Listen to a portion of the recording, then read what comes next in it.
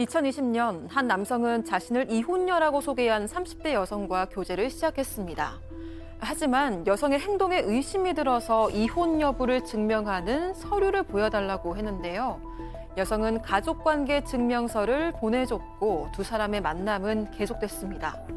그런데 남성은 연인이었던 여성을 갑자기 고소했고 여성의 친한 친구까지 나란히 법정에 서게 됐습니다. 도대체 무슨 일이 있었던 걸까요? 자, 한 남성이 사귀던 여성을 고소해가지고 법정에까지 세웠던 그런 사건인데 이 두 사람이 처음 만났던 때로 돌아가 볼까요? 네, 그 2020년이었는데요. 30대 여성이 또래 남성과 만나게 됐습니다. 그러면서 자신이 이혼했다 이런 사실을 밝힙니다. 이 남성은 이 사실을 알고도 여성과 이제 교제를 시작을 하게 됐는데 그 이후에 여성의 행동을 보고 이혼 여부에 의구심을 갖게 됩니다. 그리고 이혼 사실을 증명할 수 있는 서류를 좀 보여달라 이렇게 요구를 하게 됩니다. 이 여성은 남성에게 가족관계 증명서를 메신저로 보내게 됐고요. 이 남성은 그 증명서를 확인한 뒤에 만남을 계속해서 이어가 왔다고 합니다.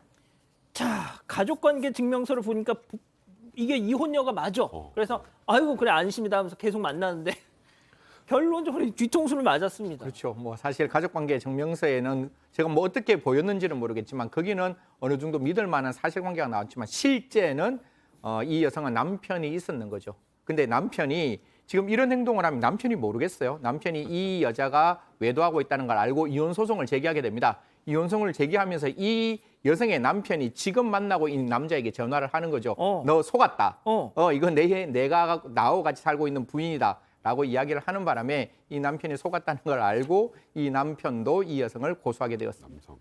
아니 들으신 것처럼 가족관계 증명서를 보내서 이 사람 이혼한 거 맞구나라고 해서 계속 만났던 건데 아니 도대체 어떻게 이런 일이 그렇다면 그 가족관계 증명서는 과연 무엇이었을까요? 세 번째 사건 체크 포인트 짚어보죠. 자, 절친의 엇나간 우정 이게 무슨 얘기일까요? 일단 이 여성이 자기가 이혼녀라 그랬는데 자기 사귀던 남자가 자꾸 그 가족관계 증명서를 보내줘 그러니까 이제 다급해진 겁니다.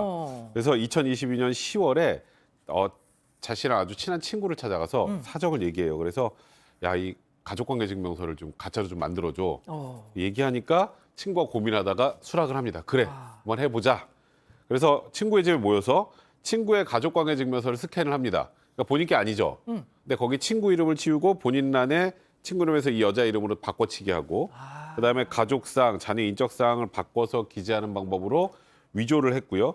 이걸 가족관계 증명서를 위조한 다음에 그걸 사진을 찰칵 찍은 다음에 다음 날 사귀던 남성에게 이 사진 파일을 메신저로 전송을 한 겁니다.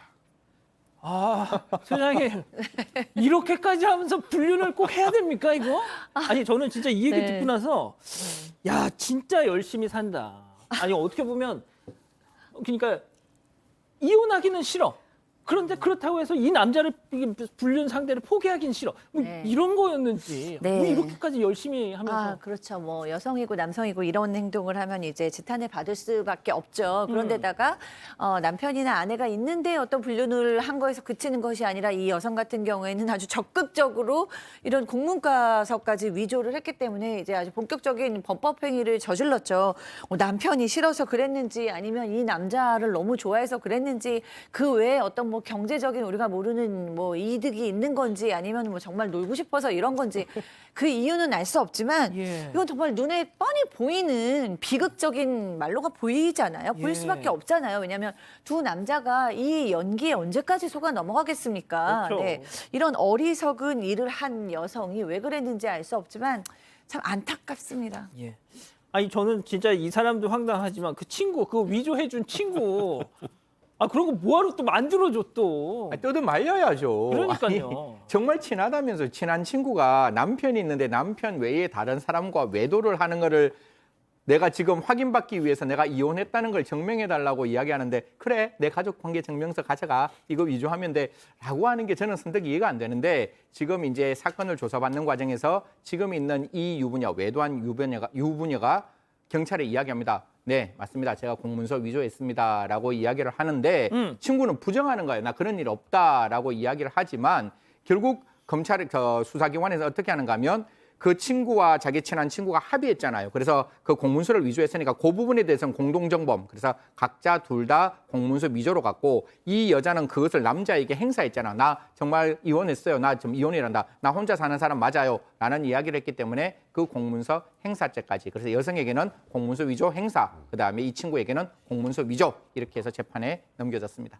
자, 친구였던 두 여성이 나란히 저렇게 법정에 서게 됐는데 공문서 위조까지 함께한 이 우정의 어긋난 우정의 결말 어떻게 났습니까? 둘 다 징역형의 집행유예가 선고됐습니다. 우리가 집행유예라고 하면 그냥 풀려나서 괜찮은 거야라고 생각하지만 명확하게 이건 징역형이고요. 징역형의 집행만 유예해 준 겁니다. 그러니까 죄질이 그렇게 가볍다라고 판단하지 않은 거고 특히 친구 같은 경우에는 뻔히 뭐 객관적으로 증명된 사실이 있는데도 혐의 자체를 부인했기 때문에 이 여성에겐 징역 8월에 집행유예 2년, 또 친구는 행사는 하지 않았죠. 그냥 같이 만들어주기만 했으니까 징역 6월에 그럼에도 불구하고 집행유예 2년을 선고했습니다.